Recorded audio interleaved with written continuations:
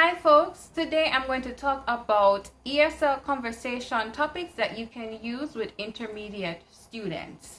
I'm going to start with the basic topics that every ESL student should get to practice with, some other useful topics, as well as some ideas if you want to switch things up a bit. If you want to have an idea of the questions you can ask along with the topics, you can check out the link in the description box below because I have a resource that will be useful for you. So here are the basic topics that you can use.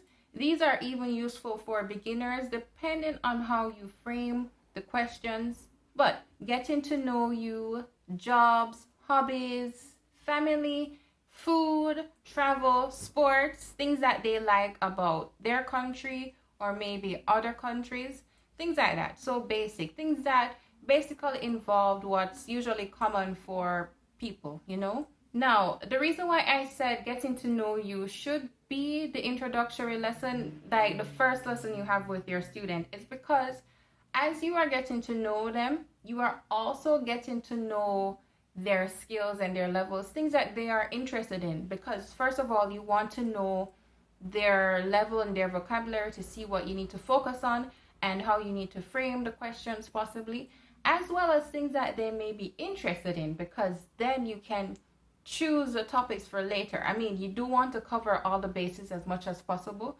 but if you try to grab topics that will be interesting for your students, then that will help them to become a bit more animated, right? Because you do want to get them to have the conversation going, All right, so next, the useful topics. And I usually like to group these together based on the interest of the students.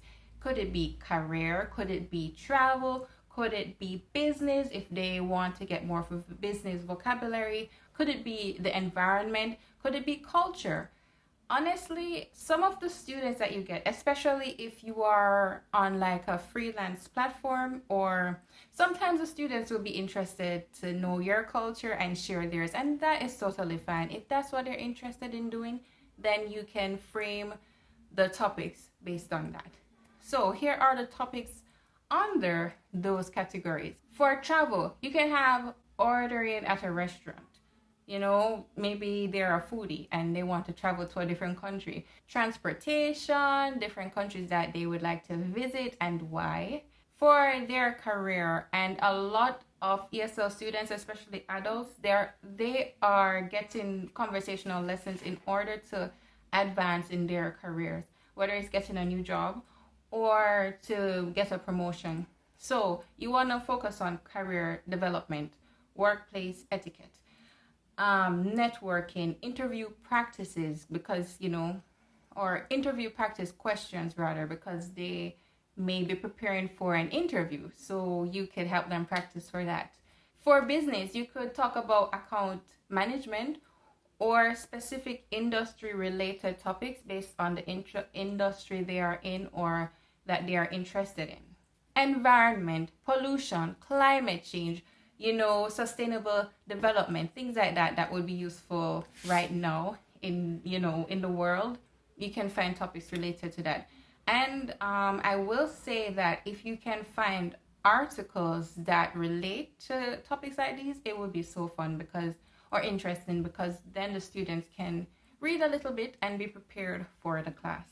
Some of them really like that because they may feel a bit nervous, but if they feel prepared, then they can feel more confident.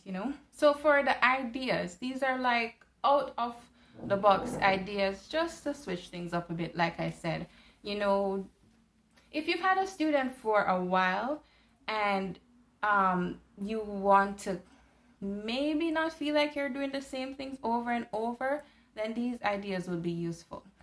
And some of them include like, would you rather, kind of different games like you're having in conversations, this versus that. If then, this helps with the conditional as well. For example, if you had a different job, or if you moved today, then what would you do, or something like that. That is helpful as well. And going back to what I said about useful topics, so when I said articles and different maybe resources like videos, I would also group this under useful ideas, because if you can find something interesting like an article or a video that you think is dynamic that you and your student could discuss, then that would be very useful as well. So that would be a good idea. Sometimes I've even played Taboo or Pictionary, and this is mostly with teenagers because, you know, they want to, I don't know, like, even though it's online, it's still nice for them to feel like they're doing something fun while they're learning. So I like to do different games that still helps them to practice English. So if they're doing Pictionary, though we are taking a little bit of time for them to draw the picture, then they have to describe it, you know, or describe what I have drawn. So that helps to get the conversation going. Another thing that I did, so another idea, one of my students in particular, he was interested in online business, right?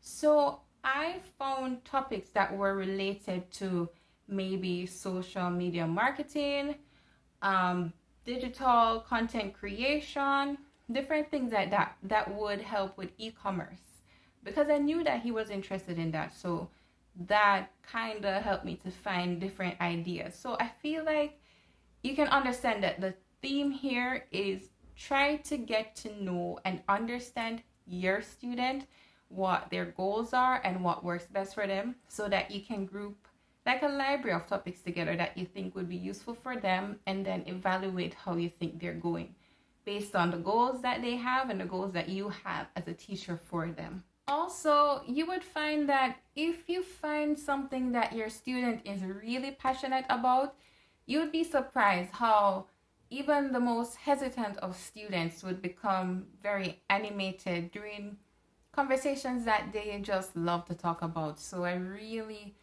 try to emphasize getting to know your student in order to choose the topics that you think would be most useful. Remember to check the link out below in the description box. I remember when I just started teaching English online, I was scrambling all over trying to find different questions that I could ask my students, and, you know, under different topics. So I wanted to make this resource available to you because I know it would be useful. Other people have asked me as well where to get or where to find conversational topics for their students. So I made this available for you.